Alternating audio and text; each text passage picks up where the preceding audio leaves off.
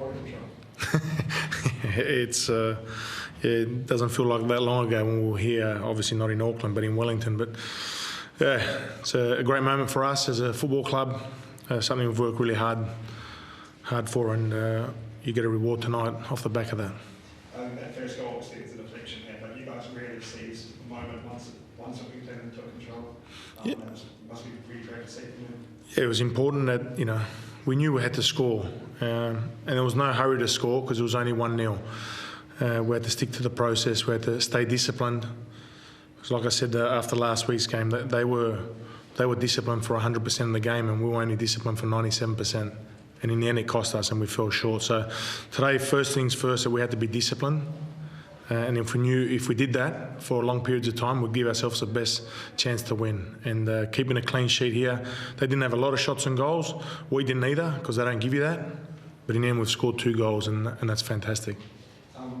Steve's obviously a bit angry about the disallowed goal. That's sort of got back to 2-2. What did you make of that decision? What was that for anyway? Did the ball went out or offside? Over the line, yeah. Yeah, I haven't even seen it, to be fair. So, yeah, in the end, it doesn't count, and the show goes on.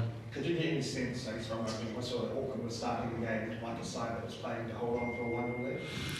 No, not really. I think, they've been quite consistent in what they do, and they do it very well, and that's why they've achieved a remarkable thing that they've achieved. And for us, tonight was all about us having the belief and the confidence to come here and win the match, and that's all we said, that all we have to do is win the match.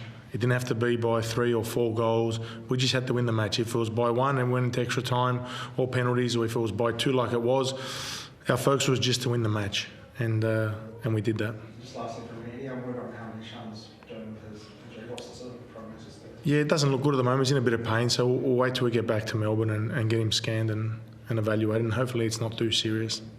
Did you look to maybe expose their inexperience in these types of games? No, we didn't speak about that. We just changed the system tonight and trained with something new all week. Our performances against them in the past 3 games were good performances. The performance didn't let us down, but we fell short in a couple of areas, and sometimes that was a bit of lack of quality for us on the day, and obviously great defending from them as well, and them being a great side. So this week we worked on something a little bit different, which I thought, we executed quite well. And like I said, we had to come up with something different today, and we did. How do you expect Auckland FC to bounce back from this next season with the resources they've had? Look, that's not for me to answer. I just want to congratulate them, Steve, and his players and his coaching staff and the whole club on a tremendous job they've done, what they've brought to the league as a club, what they've achieved on the park as a club. That's not easy to do, and they've done ever so well to achieve what they have. The fans here tonight and all season have been fantastic for the league, and it was beautiful to play in front of 30,000 fans tonight. It was even nicer to spoil the party.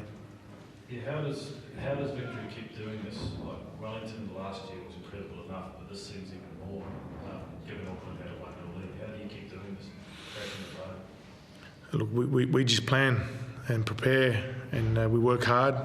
Melbourne Victory does come with the territory that you're expected to play in these matches and expected to be there come the end of the season, and that's the club that we are, and that's the expectation that the club has, the board, the owners, the fans, and we've got to do our bit every day to work really hard to try and achieve that for our club. And we've got 1 more game to go. We're in another grand final, which is great for the club, and now we've got to work even harder. Did you see any particular turning points tonight? I saw 11 guys out there at any given moment that were putting their body on the line.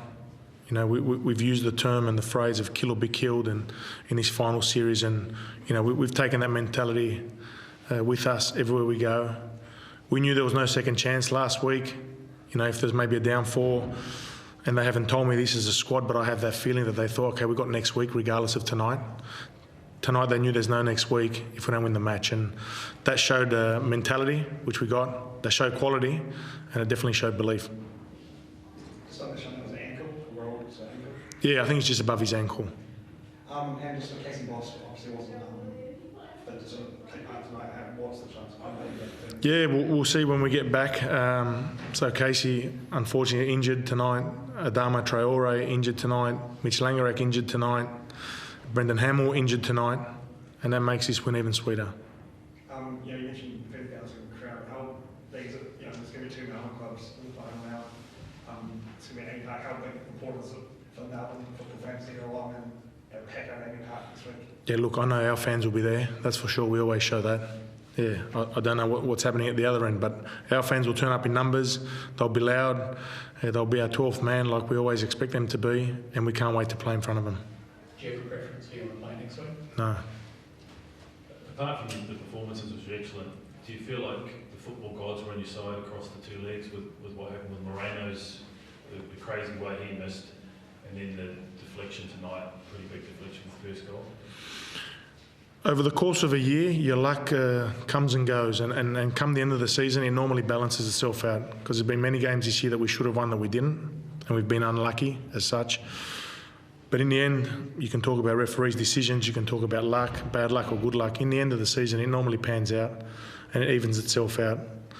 In saying that, last week when that post to post came back in Jack's hands, I just had this instant feeling in myself. I said, we've got this. You really felt it? Yes. Arthur, just a word on Daniel Arzani, like his career is, like, so there's been a lot of commentary on him over the years of his career because he's such a, I guess, he can be looked like as a divisive player. I know he sort of said some comments this week and everything else, but how important is he to the team as like a big game player? Yeah, he's very important to us. He's had a big week, because I'm sure those comments, maybe come across the wrong way. Daniel's not that type of person to disrespect an opponent or anyone for that matter. But that he said what he said, which brought attention and heat to him and to us. But in the end, he had to stand up and perform, and so did everybody else. And we've got some big players in this team.